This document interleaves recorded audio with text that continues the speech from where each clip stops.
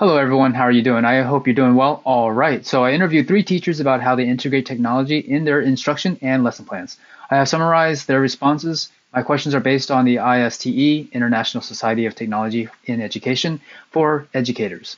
This set of standards should be kept in mind while lesson planning. I will conclude this video with a checklist of questions to consider while lesson planning my own instructions as well. So introducing the interviewees. The teacher color-coded in blue is Natalie, Masters of Arts in Teaching, and she has taught ESOL for 5 years. The teacher color-coded in green is Kelly Davis, a BA in Early Childhood, Pre-K to 5, and has endorsements in Math, Gifted Education, and in Teacher Leader. She's been teaching for 14 years and is currently finishing the last bit of her Master's in Instructional Technology while teaching at the same elementary school that I went to. The last teacher I interviewed was Katie in Color-Coded Peach. She has a master's degree in gifted education. She writes the curriculum for all tag in the US. She is currently teaching social and emotional needs of gifted students at a university. She provided a lesson plan, which I will cover later in this video. So first, let's take a look at the questions and answers. First question. As educators, we are also learners who anticipate the outcomes of using technology. So I asked, how does technology in your lesson inspire students while meeting their diverse needs? Technology can provide accommodations and tools to help them be successful. It can also allow them to work more individualized and immediate feedback and allows them to view their process. It's also a great way to extend their learning beyond the classroom and extend their unique opportunities for creativity. Number two.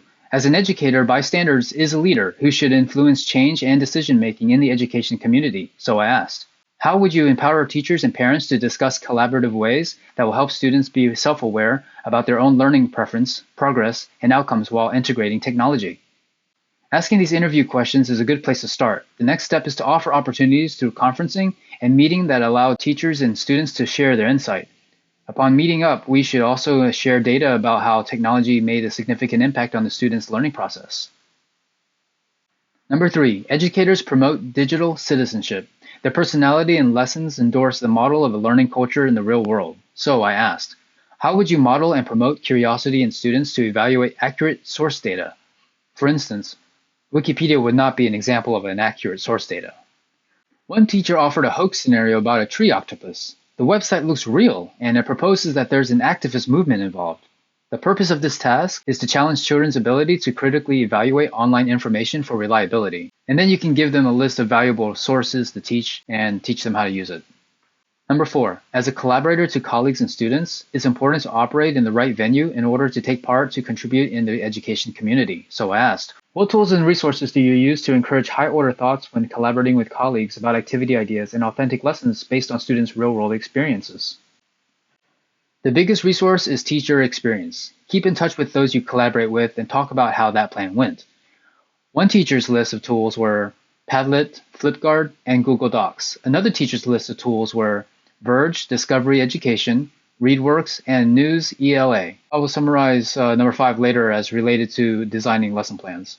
Number 6, educators facilitate learning with technology to support students' achievements of the ISTE standards for students. So I asked, what are some ways you could organize an extracurricular class that includes face-to-face, digital, or hybrid environments such as Makerspace within your or the school's budget to help a communicative learner?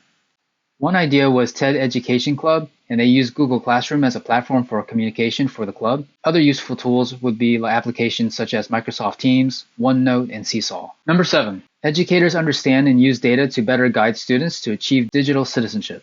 It is up to the teacher's discretion how to perform analysis. So I asked, what are alternative ways for students to demonstrate knowledge and skill in a final project or presentation when they are working at different paces or schedules? Maybe you can share your favorite ePortfolio system software that manages the students' artifacts and reflections. Give differentiated tasks for final projects where they work at their own pace. For technology, LMS e-learning platforms like Edgenuity for grades 6 through 12, as well as Google Classroom and Canvas, which I would imagine to operate like an ePortfolio where they post pictures of finished classwork and reflection writing. Microsoft components like Sway and PowerPoint are good for presentation options for those who need an alternative assessment. Lastly, going back to the ISTE's education standard number 5, designer. So my goal as an analyst and an educator has been to create deeper learning experiences for the students. So I asked, once you have determined where the students are struggling, what digital tools and resources do you recommend to maximize their vital competency? Areas can include critical thinking, effective communication, or self-direction, and their belief in their own ability to improve through the perseverance. One approach was a personalized learning route using MS OneNote, and it lets you interact with their work directly. Other options in this regard are Google Classroom and Seesaw. Another approach can be, in a classroom setting, something highly engaging and providing immediate feedback like Kahoot. Here is a checklist that my cohort and I created. It is an innovative guide that considers a check for all the pitfalls using technology as well as leverage the use of the technology. This is something that I would keep in mind while planning my instruction or making my lesson plan. Taking a look at how the teacher integrated technology in her lesson plan, the first thing I see is that it's a group effort and they have this one class period to annotate and discuss their objective. This would be the beginning of applying ISTE standard of global collaborators. Students contribute to the project team towards a common goal. This assignment empowers learners and they begin to own digital citizenship. From home, students would contribute to the project team toward a common goal using Google Drive. The assignment itself promotes innovative designing by creating imaginative solutions within their team. As this lesson plan concludes, it provides guidance to what should be included in their reflection, in a way that insists them to think deeper, reaching for specific details, promoting a higher thinking pattern. This gives them the opportunity, as ISTE's knowledge constructors, to create their own information and to include it in their reflection. The teacher integrates technology further by having students email her their reflection.